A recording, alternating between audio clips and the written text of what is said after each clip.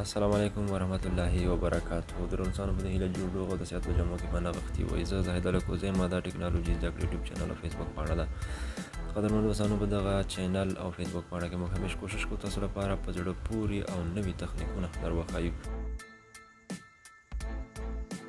که چیرې تاسو د خپلې فیسبوک پاڼې URL یا ادرس ټاکلی وي او غواړئ چې بدل یې کړئ او دغه ځای نشئ پیدا کولی، نو دغه ویډیو وګورئ. انشاءالله ډېر په اسانۍ سره به وکولی شئ چې خپل فیسبوک پاڼې ادرس بیا ځل لپاره بدل کړئ. چې کله خپل فیسبوک پاڼې ته راغلی نو دغه ځای کې چې دغه اپشنونه ګورئ تاسو دا به لږ دې خواته کوئ. دلته به دا مور اپشن باندې کلیک کړئ. په مور اپشن باندې مو چې کلیک کړ بیا به لاندې راسئ ایډیټ پیج باندې به کلیک کړئ. ایډیټ پیج باندې مو چې کلیک وکړ بیا به دغه د سر لخوا دویم اپشن چې تاسو ګورئ پیج هیډر په دې باندې به کلیک کړئ. پیج هیډر باندې مو چې کلیک وکړ بیا به د خپلې فیسبوک پاڼې په دغه URL باندې کلیک کړئ.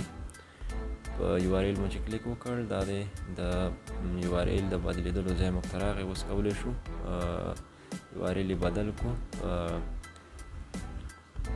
زه غواړم چې د خپلې فیسبوک پاڼې URL څخه دغه یو ایچ لرې کړم، خالي همدغه ټکنالوژي زده کړه انتخاب کړم.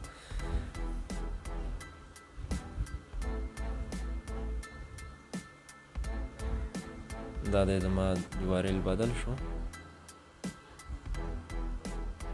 ټکنالوژي زده کړه مخکې ورسره ایچ و، اوس یوازې ایچ ترنه موږ لرې کړ. په همدې طریقې تاسو کولی شئ د خپلې فیسبوک پاڼو URL د دوهم ځل لپاره بدل کړئ. او که د لومړي ځل لپاره تاسو غواړئ چې URL وټاکئ د خپلې فیسبوک پاڼې لپاره، خالي په همدغه فیسبوک پاڼه کې چې په همدغه ایډ اپشن باندې کلیک کړئ تاسو ډایرکټ د URL د ټاکلو ځای ته لیږي. هلته تاسو نوی URL ورته وټاکئ، کولی شئ په اسانۍ سره تغییر کړئ. نو که چیرې دوهم ځل لپاره تاسو URL یا ادرس بدلوئ نو طریقه یې همدا وه چې ما تاسو ته در وښودله. په دې ده چې د پام وړ مو ګرځېدلي وي. د بل ویډیو چې ودل بیا زه زاهد الکوزی ستاسو په درانه چوپړ کې حاضرېږم. په بخښونکي رضا رب مو سپارم. هر چیرې چې یاست په خوشحاله سوکاله مو غواړم. زموږ چینل ټکنالوژي زده کړه در سره ضرور سبسکرایب کړئ او زموږ فیسبوک پاڼه هم چې په همدې نامه ده در سره لایک کړئ. ښه وخت ښې چارې.